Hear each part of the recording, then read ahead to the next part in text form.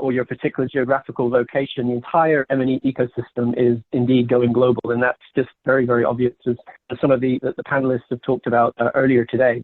And in fact, if you think about just late last year, based off the success of Parasite, for example, the South Korean government announced a trebling of its investment in that country's net creative output.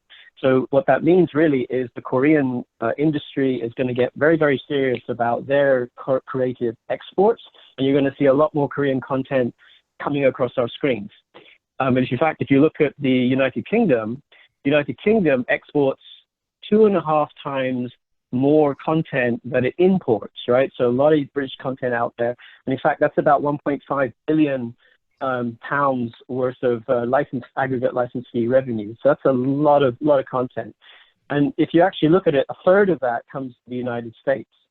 Now, interestingly, when recently asked, and this is quite recently asked, UK content producers said that the top 3 most attractive territories for them going forward from an international expansion point of view were going to be India, China, and Latin America.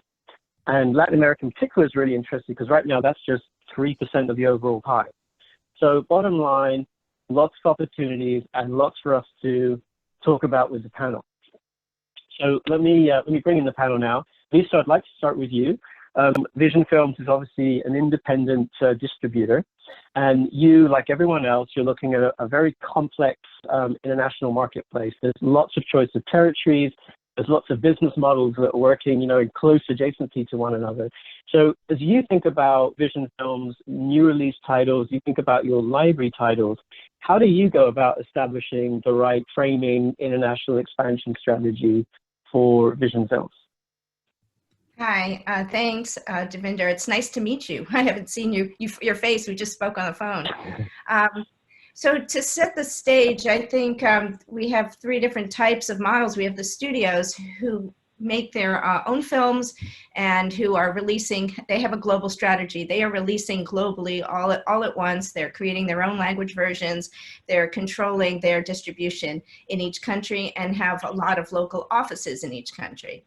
And then we have other distributors that have their own channels, which basically are turning them on and going global across the world, but probably in English.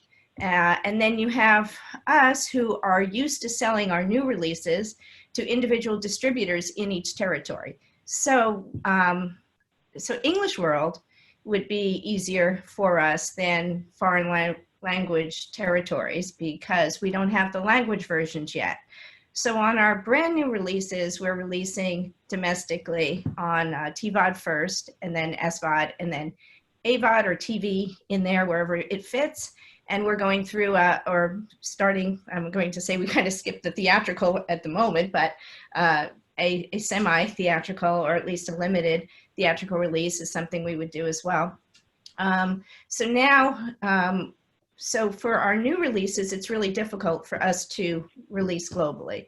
So we could potentially look at, we usually look at licensing. So if we're not getting the right offer from the UK or from Australia or South Africa or any other English territory, then we could potentially turn on the channels that we have access to that are global, like iTunes, PlayStation, Xbox, Amazon,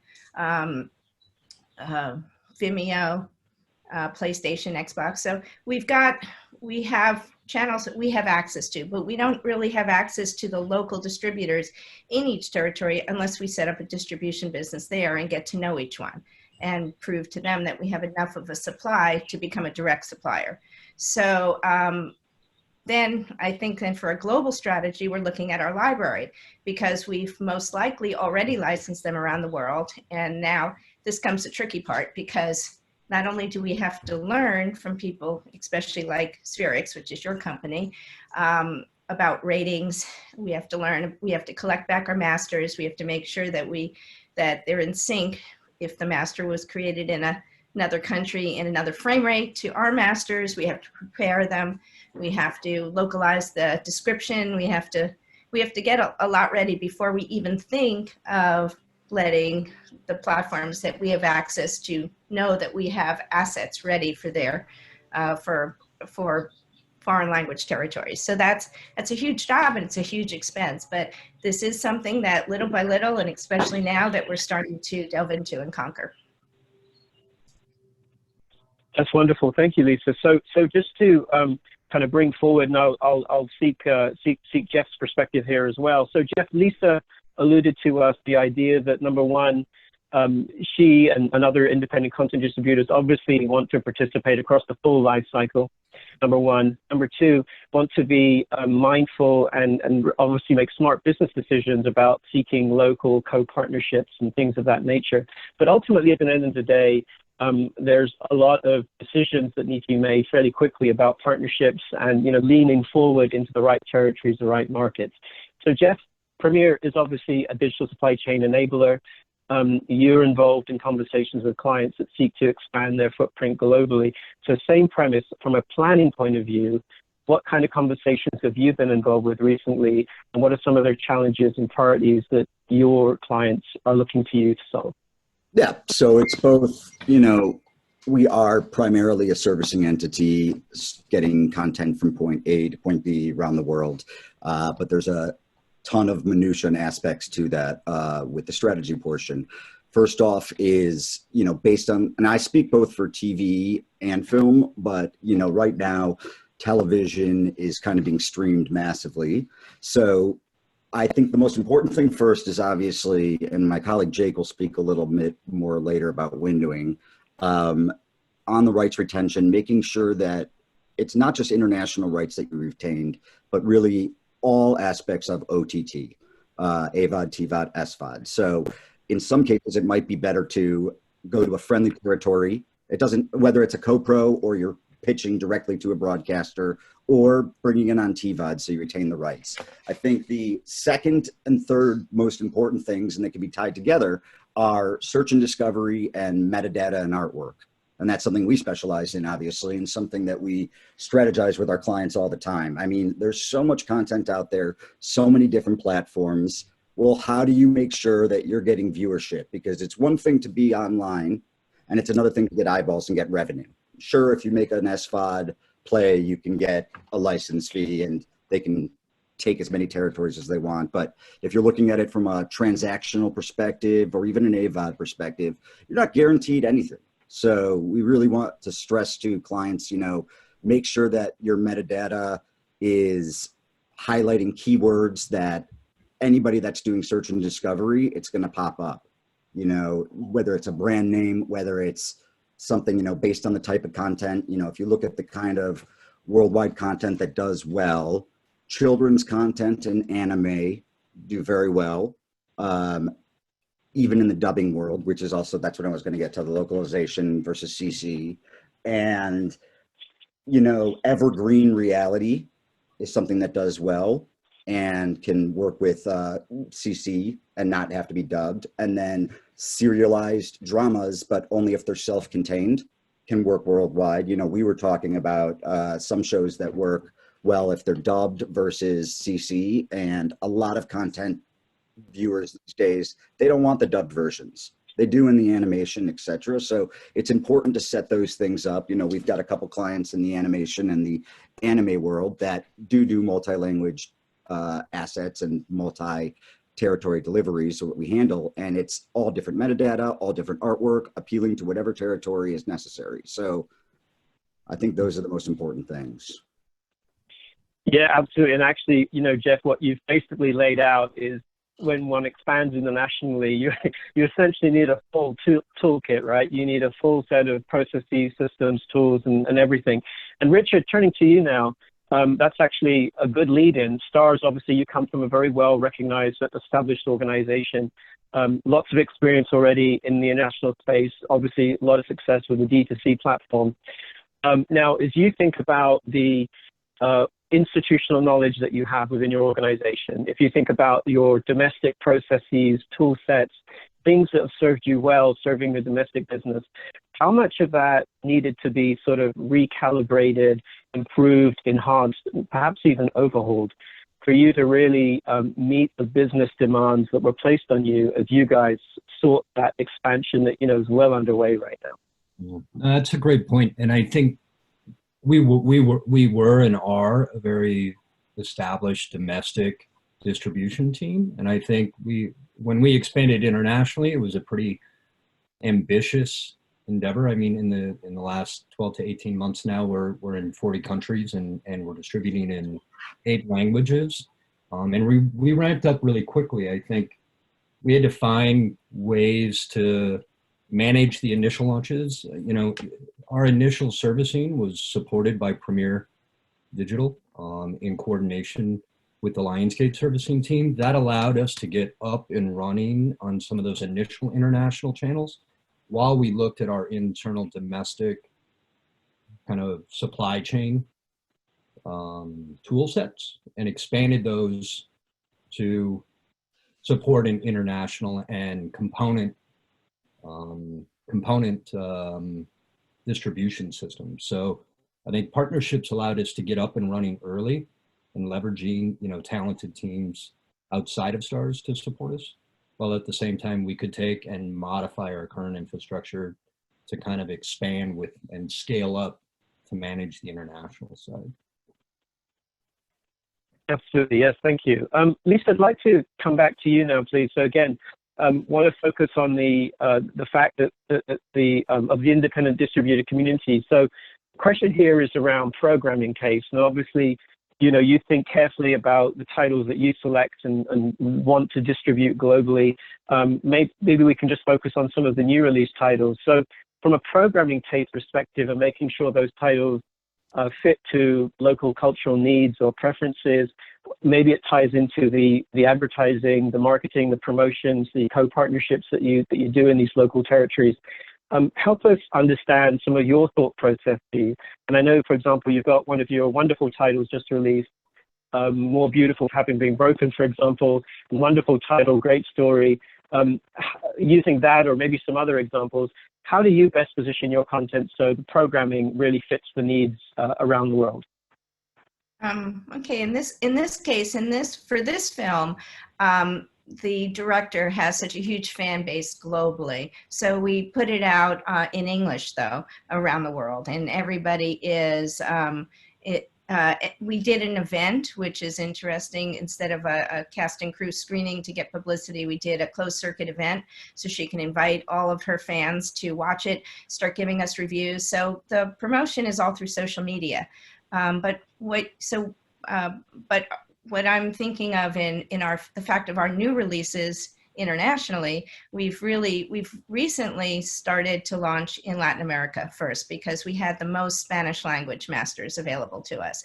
So we prepared them like we were just talking about, which is a service that Premier also offers and a lot of labs offer. We do in-house, prepared all the masters, all the metadata in Spanish, all, you know, changing some of the artwork, but we're listening to our partners and they're telling us, it's like Pluto just launched in Latin America. There's VIX, there's Tubi, Amazon's there. So we're listening to our partners about what programming works best. And in Latin America, it seems that there's kind of two sides. There's the family side and there's the action side. And then globally now, anything pandemic related is going crazy. And this is the world of AVOD.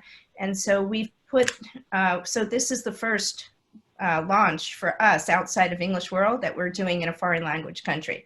And we're listening to our partners. We're getting immediate feedback as to what's working. We can see the numbers and we're going, oh, okay, we didn't know, you know, like documentaries aren't really hitting it like we would hope, because we have a lot of them. But as we start putting up more programming, we'll start to see the numbers. We'll start to learn what works. And I guess our next step would be to see if we can find maybe, if we can't hit it through social media, maybe we can talk to our partners and find out what we can do to promote our own films in other territories other than the US, which we know so well. So that's a challenge, is marketing. Yes. Like you said, we can put it up there, but now getting the consumer and getting the eyeballs to know it's there is a whole nother story. So this is our next learning curve. it is a whole new story. And Jeff, from your perspective, you've mentioned in your introduction remarks about the sort of tripwire balancing act, if you will, between a bifurcation of models, SVOD, TVOD, AVOD. We'd also talked about the balance between windowing and retaining the rights and timing, essentially. And it is really complex. So if you think about the European marketplace, for example, you've got in the UK 300 on-demand OTT outlets. In France, you've got half that number. In France and Italy, you've got 20% of that number. So from a positioning point of view and from a selections point of view, what have you seen in terms of advice that you've given to clients in terms of that balancing act between windowing and timing and the rights? So I think it's a combination, and Richard kind of touched on it, because channels should be, and that's something, you know, with the Starz channel that we do and being selective. I think it's a combination of the brand, the content, and the available rights. I mean, if you look at it from, let's take it all from a second run content, okay? So, you know, moving off of Lisa's objective with first run, let's assume it's had a first run somewhere and you've retained the rights, okay? A lot of people look at it from a brand perspective. Oh, I need to be on Netflix, etc. You know, you can get a flat license fee and it could be worldwide, and that could be great if it's a big brand, etc. But if it's good content with a good brand, if you have good marketing dollars behind it to match, you know, the kind of providers the retailers you're going to, then I often suggest, you know, starting with the primary TVODs that make the most revenue. And, you know, obviously there's some open platforms, you know, with service providers like us that aggregate.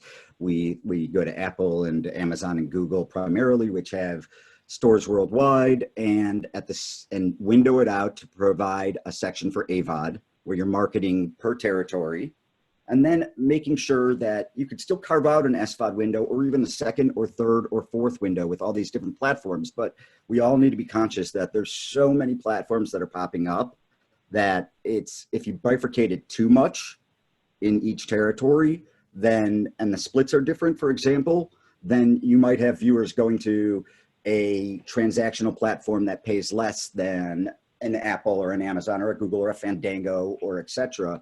So you got to be very conscious when you're doing it and be very strategic before just plopping it everywhere without a strategy behind it. And again, just to touch really quickly, like everybody's talked about, in the territories that you're at, making sure that the metadata and the artwork for search and discovery is very local based. And knowing that market, you know, is it a dub market? Is it a CC market, et cetera? There's a lot more research that goes into it these days, as opposed to the old days where everybody just wanted to retain international. And, you know, now we have all these windows, all these different platforms, and just got to be smarter about it. Absolutely. So Richard, yeah, let's open up that, you know, delicious chestnut that is localization. So as you mentioned in your introduction, you're in some 40 odd territories right now. So there's a confluence of things. Obviously Starz has got this, you know, wonderful state of original programming, but you've also got a lot of catalog titles as well. And, you know, customers, in these territories may have seen some version of that asset, might have been a release, you know, in the early 2000s or whatever, and maybe used to seeing some version of it. Suddenly when they subscribe to Starz, I'm not saying it's the case, but perhaps, you know, they may see another version of it with different artwork, different ratings, different synopsis, whatever, you know, they might be a bit confused. Have you run into those sort of instances? How do you kind of sort through that as you're preparing to launch? How do you then take that feedback post-launch and then essentially just improve the overall performance, quality of performance for paying customers, you know, globally? So what's been some of your trip points around that localization? You're on mute, Richard. Oh, yes. Richard, you're on mute, mate. Do you hear me now? Yes. Great. You know, as Lisa was saying, I think it's really important. I mean, we want to build good relationships with our content providers, be it whether it's a studio or whether it's a smaller independent distributor, to make sure that they're aware of the requirements that we need around metadata and artwork, and that they're able to make delivery, and we're able to aggregate all of the associated assets to support the programming when we put it up on the channel. That said, there's still it's very research heavy on our side when we acquire, even if it's library films or even if it's a more recent series, but we know that it's been released in territory on another service. We actually want to be able to research that content. We want to be able to see how was that content provided or positioned on channels previously or services previously locally. What was the artwork that was used? Do we have that artwork? Is that the artwork that was provided to us? If not, you know, how can we confirm how it was originally positioned, and how can we work with our licensed partner to get the content that we think we would want to use so that there is familiarity with the audience already? And I think that goes to metadata as well. I mean, if we can understand that maybe if it's a localized title, right? Are we using the same localized title that was originally released for a piece of content? If you've got a very established library film, you want to make sure that how you're presenting it to that audience is the title that they're familiar with. And I think that could even vary by language within territory. I think we're finding in Latin America, there are certain films that are released in Mexico with a specific LATAM title that maybe in other Latin American territories, it was released with a slightly different title. So it's very research heavy. It's coordinating with our licensed partners to make sure that we're getting, you know, what it is that, you know, the best that they have available. And I think it's really important to consider ratings in that as well. I think when we think about how we work with our licensed partners, can they confirm the original release and the ratings that were a part of the original release? That's a lot of research on our side too. I think as we start to take delivery of content from a studio or a independent licensed partner as well, we're trying to get from that relationship, we want to take delivery of whatever ratings information we can. And what we don't get, that's a lot of research. We're out at BBFC, we're out at FSK or NICAM, we're looking for already established rating structures that we can make sure that we're presenting to the audience as well. So it can be pretty research intensive, but it's important that I think we present the content in a way that's familiar locally. And I think just based on what, you know, Richard said, those that were able to see Tanya Cornejo's storefront SaaS presentation this morning, I think it's so important, you know, if the titles are in the marketplace for TVOD, and as Richard said, for the discovery, you know, it's something like our storefront or SaaS, you know, we gather all that localized title metadata and artwork available and, you know, visible throughout the UI. And so it makes it easier for partners to kind of do that research, and because it is so important to make sure you have it all as part of the strategy planning. Yeah, so Lisa, turning to you, so building on what Richard said, so the idea that you've got to quickly aggregate and assemble, obviously based off language version masters and things that you may already have at your disposal. But I believe you said that, you know, you're having to be quite nimble and innovative in terms of looking for co-partner relationships. So for example, perhaps they help you get the French version, you can perhaps then reuse that in, let's say, Benelux or somewhere like that. So talk to us about the independent distributor community and some of that navigation that you're having to do, you know, preparing to pivot into various territories, Europe, Latin America, wherever, and essentially trying to do all of this research, you know, in a very creative and you know, efficient way. Also, cost-effective way, I think, is probably the optimum for an independent distributor. But also our access, to masters. So yes, when I was trying to collect back some of my French masters, one distributor said, why don't I do the VOD for you then? And I said, well, I'm already on these platforms, so I really don't need to share that with you 50-50, but I can't reach all the other smaller local platforms in your territory. So I was very, very lucky in this one instance with one distributor who agreed to let me do the platforms I can have access to and I could be on directly, and they take all the rest of them. So this is brand new. It's the first time I'm doing this. We're getting the assets ready together. We're seeing which lab is giving us the best prices to get the materials completely ready in French to release. So this is brand new, and it's a new frontier, and I'm pretty excited with this particular partnership because the local distributor is just sharing all the information that they have because that's what they do full-time, just like we do it here in the US full-time. So they do know more than me, and I was pretty lucky that rather than saying, no, I won't work with you unless I have all the rights, but let's share them and let's see how this works. Let's try it, who knows? So this is what we're doing. Lise, just on, or Lisa, on that, because I often find, and going back to strategy, that people have sub-distributors and multi-language. Something that, you know, we do with Lionsgate is Lionsgate has all their direct deals and we service them, and even Starz. And as a servicing company, we actually don't care if people have direct deals or not. Our focus is just on streamlining and getting it from point A to point B. And we also offer the aggregation. Do you find that, you know, splitting it up between different distributors and not having one file that you can master and deliver to anywhere that you have a deals is worth those additional components that you're getting out of having a distributor that knows that marketplace?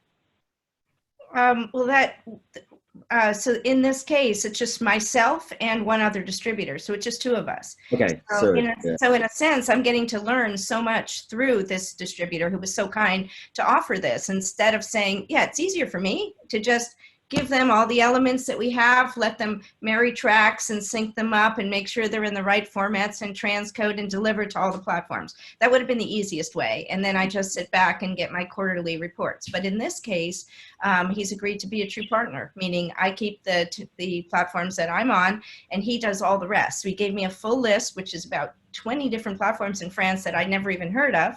And we'll just share, information, we'll share numbers with each other, and we'll see if this works. We're doing it on about 20 films. That's wonderful and good for you, and you know, for having found that sort of collegiate level experience in terms of them yeah, wanting to partner. Now, I want to ask you guys kind of a higher level question now, and Richard, I'll start with you. I think we've got about 5 minutes left on the clock, if I'm not mistaken. So one of the purposes of our session here today is obviously shared community, shared experience around international expansion. So turning focus back to OTT.X, right, our hosts for this wonderful panel. Obviously, not all international expansions that you all and our colleagues undertake, frankly, will recoup what we'd hope for. I mean, let's just be honest about it, right? So, you know, we can obviously rack that up to experimentation and, hey, gosh, it's just so complicated, we're trying. But what would you guys reflect back on OTT.X and say, hey, guys, look, you're an industry advocate, obviously working cross borders. What are some of the things that an organization like OTT.X can do to essentially make everybody's life better, right? So what are some of the processes, tools, thoughts, standards, evolving discussions, alliances that we can encourage them to have that frankly will make all of our lives better? As Richard, you're a big company. Lisa, you're an independent distributor. Jeff, you're a supply chain enabler. So Richard, to you, please. I think, well, one thing industry-wise, I think it's really important that the aggregation of assets now, you know, I recall the days of chasing dubs and subs.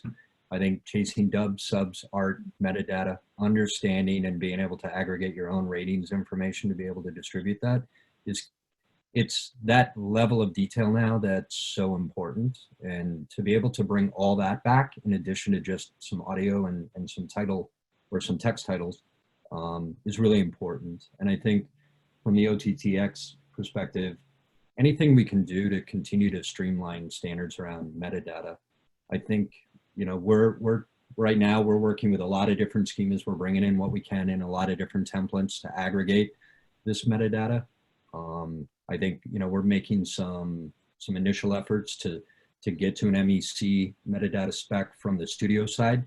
How can we continue to work on a metadata schema that even the smaller players can conform to, or a tool set where they can aggregate their metadata and be able to present it to, you know, somebody like us in a schema that we can ingest more efficiently. So definitely having the you know, that metadata, that level of metadata detail, and everyone kind of bringing that in and recognizing how important it is to hold that, and then how can we get it. Anything we can do to continue to kind of build on that is really important for us. Absolutely, absolutely. Thank you for that. Jeff, turning to you from a Premier's perspective as a supply chain enabler, what would you advise or provide guidance to OTT.X from an industry level that would make everybody's life easier from an international expansion point of view? Well, I think of it from something I always say is, you know, minimizing costs and, you know, keeping everything in one house like how we do. So knowing what, from the OTT side, you know, what retailers are performing the best, the new ones, how long they last, and for the actual content providers, you know, figuring out, you know, more information about how to keep their costs down, about distribution fees in different territories. And that's one thing that I always say, it's weird coming from distribution to a servicing entity, is that you kind of are double dipping, whereas, you know, we have aggregation now and things through deals. So knowing what the best new platforms are, having it all in one supply chain house to be able to get it out. And like Richard said, let us handle, you know, how to get it to each and every platform, but knowing what the best are to help our clients in their own windowing with marketing behind it. Yes, very good. Thank you. So Lisa, to you now, just to sort of round it off and close out our allotted time. Independent distributor community, what would you advise, provide guidance for OTT.X to try to do to essentially make your and everybody else's life easier in the independent community? Thanks. I think what you were doing about trying to get metadata the same, if that ever works, that would be absolutely wonderful to be able to, I think we need services that can help us track our avails better, all of the different numbers associated with it and the different titles and the different pricing and the different ratings. It's just so much data that right now we're keeping it in Excel, and we're looking at different services that might be able to make this more automated for us. Just, I mean, what you're doing now with these seminars are fantastic. So thank you. And I'm listening to every single one and learning as much as I can. And this is a lot of fun for me, kind of teaching an old dog new tricks. So it makes every day exciting. Just learn something new every single day. That just goes back to that whole storefront that we were talking about too, Lise, and about the metadata. I think it's all, you know, and avails. That's what I was trying to talk to for distributors to put it all together. That's where you get all that information. Exactly. That's wonderful. So Eric, thank you so much. We could keep going. We could actually keep going all afternoon, but I think we're out of our allotted time. So I want to really, really thank my panel. Thank you so much, guys. Really, really appreciate it. Eric, back to you.